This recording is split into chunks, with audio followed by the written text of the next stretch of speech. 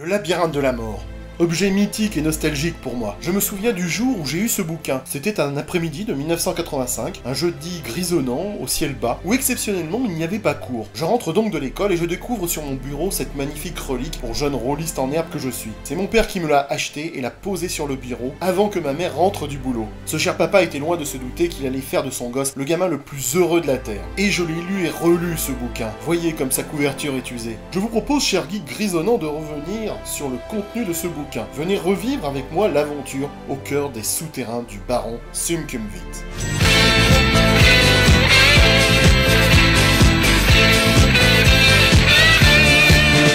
Bienvenue, chers nostalgiques du papier jauni des livres dont vous êtes le héros, dans cette vidéo consacrée à un livre sorti en 1984 en Angleterre et que nous avons pour beaucoup découvert en France en 1985. Le labyrinthe de la mort est ce que les rôlistes de notre époque appelaient techniquement d'un ton docte et sentencieux un bon vieux gros donjon, sauf que celui-ci est un souterrain créé par le diabolique baron Suncumvit. Un seul but dans ce livre, essayer de sortir vivant du labyrinthe pour toucher la modique somme de 10 000 pièces d'or. Alors certains, bonjour tristesse, pourraient grimacer de façon simiesque en disant que la trame spéciale donjon pourrait être répétitive. Et bien que nenni, c'est absolument passionnant de la première à la dernière page. Déjà, nous avons le droit à une longue introduction stylée qui nous met dans le bain tout de suite. On nous explique de façon claire qu'un baron a construit un labyrinthe souterrain peuplé de monstres et de pièges et que chaque année, des candidats se portent volontaires pour le traverser lors de l'épreuve des champions. Le fait même que personne ne soit jamais ressorti vivant du labyrinthe nous montre bien qu'on va galérer et nous met l'eau à la bouche. À l'intérieur de ces souterrains, il fait noir et froid et certains recoins malfamés sont vraiment macabres, en plus d'être dangereux et truffés de pièges vraiment vicieux. Outre les monstres qu'on doit affronter, et je vous déconseille fortement de rencontrer le monstre des abysses ou la manticore illustrée sur la couverture, il y a des trésors à ramasser mais surtout beaucoup de fausses pistes qui vont vous faire recommencer l'aventure plus d'une fois.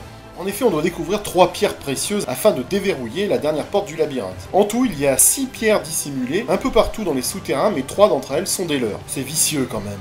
Et comme à son habitude, l'auteur, dans son extrême sadisme, nous propose qu'un seul chemin nous permettant de récupérer les objets utiles à la victoire, et cerise empoisonnée sur le magot, quelques énigmes compliquent le parcours. Vous comprenez à présent pourquoi je vous dis qu'il faudra s'y reprendre à plusieurs fois. On rencontre aussi les autres candidats de ce jeu macabre en cours de route, et on peut décider de les combattre ou de s'entraider tout en se rappelant qu'un seul peut triompher. Je trouve cette idée très originale. Côté illustration, c'est Ian McCaig qui est au crayon, et c'est très sympa à regarder. La mise en scène met une véritable ambiance de page en page, car on a l'impression que les personnages rencontrés dans le labyrinthe ont une véritable existence et une histoire passée. Et je trouve que ce background participe pleinement au plaisir de parcourir les entrailles du labyrinthe.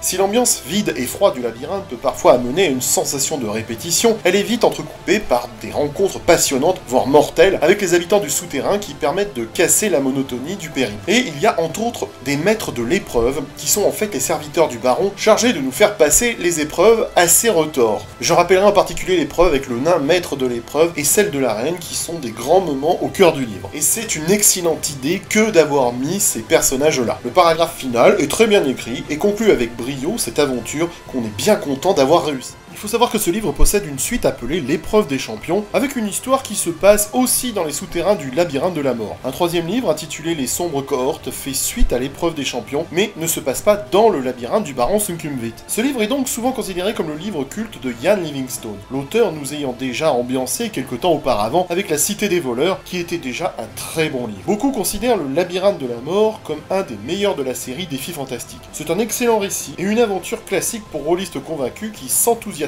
avec l'intrigue rendue plus difficile par la présence d'objets indispensables à l'ouverture de la porte finale. Avec une durée de vie de l'aventure excellente, une quête longue et épuisante, ce chef-d'œuvre de Ian Livingstone a fait sa renommée et malgré sa difficulté, ce livre nous procure un plaisir immense à chaque lecture. À bientôt les geeks.